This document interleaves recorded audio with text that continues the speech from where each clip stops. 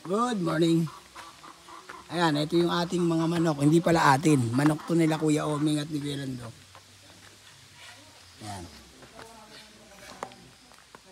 So far, ito ang sitwasyon ng ginawang kulungan nila. Mukhang masasaya naman yung mga manok. Ito naman yung aking mga manok. Ayan.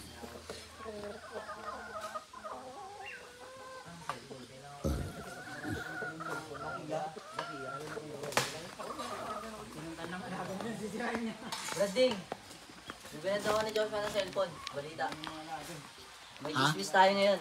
Mike? Mga kapatid, hello. Ay, masasabi mo sa kabataan, katulad Mga sabi mo, kabataan! kung bakit ayaw pauwi si Bad Benson. Huwag ka muna umuwi bro ha, Pasenso na. Mga kabataan, nasasanay sa'yo. Ah. Pera lang habol mo, promise. Uy, grabe naman Hard mo yun. naman. Didiretsuhin ko na yung mga kabataan sa lokal na silangan ha. Hindi ako hindi ako nagloloko. Grabe Promise. naman. Kasi nakikita ko na rin sa galaw nila eh. Oh. Malabas, real talk yan, real talk. Hindi na will talk, totoo na talaga. Oh, tinagalog lang ha. Basta Lowin, mga kasama to.